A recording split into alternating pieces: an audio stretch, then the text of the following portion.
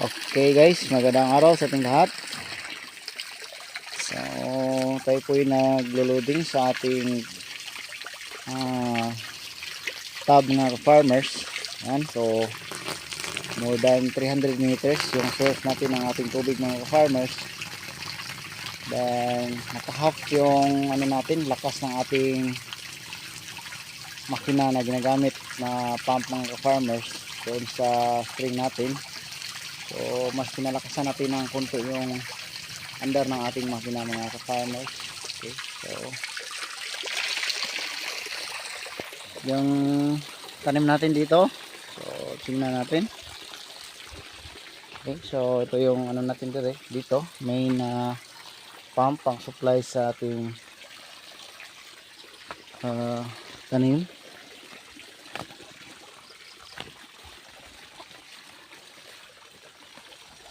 Okay, so napakalakas yung tubig. Estimate natin dito na tagas mga ka-farmers yung full tank na gasolina natin sa ating pump nasa 5 hours to 6 hours kasi pinalakas natin ng konti.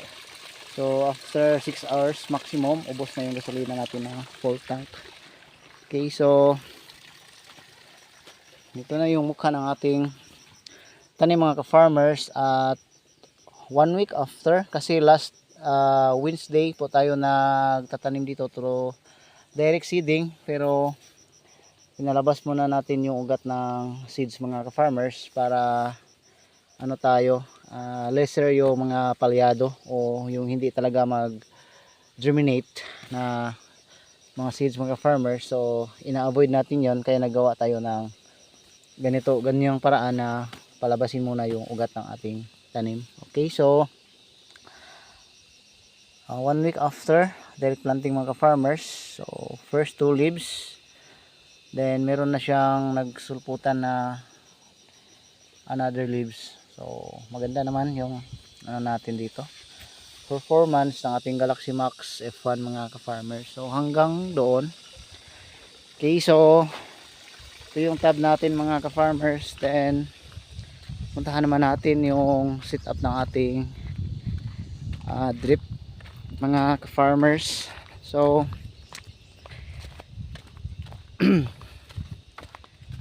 ito yung mainline natin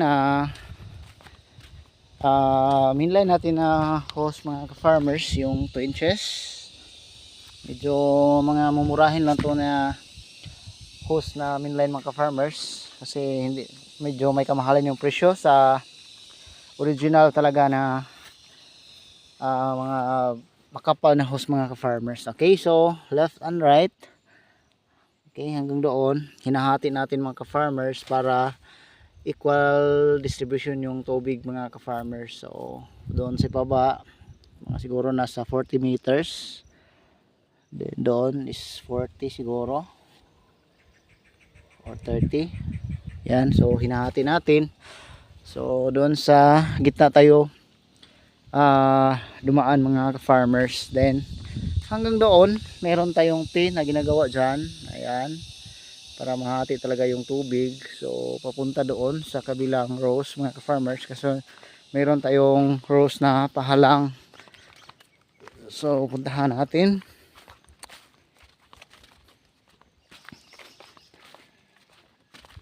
Ito na po yung final setup mga farmers. So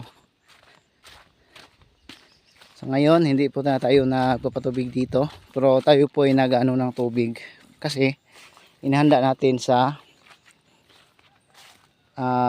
tag-init mga ka-farmer, kasi inulan kagabi ng malakas mga ka-farmer. So nakasave tayo ng tubig or gasolina mga ka-farmers kasi gumagamit tayo ng gasoline. Okay, so ito yung tanim natin. Then dito na area ganun din hinahati natin para equally distributed yung tubig mga ka-farmers. So ganun yung paraan pag tayo po ay nag-drift, lalo na po kung mataas talaga yung linya ng ating taniman. So yung bed natin is masyadong mataas, mas maganda kung hahatiin mga ka-farmers. Okay, so dito tayo, ayan, meron tayong tab hose natin. So bali nagiging tatlo siya mga ka-farmers dahil nagkamali tayo ng pagbutas ng ating mainline. So kinikondim lang natin yung isa, hindi siya nag-function. So medyo may gamit din yan sa susunod, kasi kung tayo po ay ng tubig dito, so tayo po ay mangailangan ng tubig para sa liquidation natin ng pakain sa ating tanim. So dito na lang tayo magkuha ng tubig, hindi na tayo pa ng hose mga farmers para dalhin dito. So uniform yung tubo sa ating tanim sa ngayon mga ka-farmers. So nasa 1,000 hills mga ka-farmers.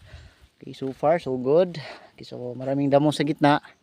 Sa mamaya aaruruhin namin dito. So hindi na lang kami gumagamit ng tractor, kasi plano pa namin na gumagamit ng tractor, pero nahihirapan na kami dumaan kasi mahirap daanan dito sa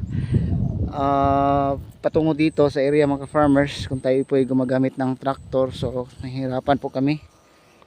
So ngayon kailangan na lang namin gamitan ng karabaw at saka daro mga farmers. Okay, so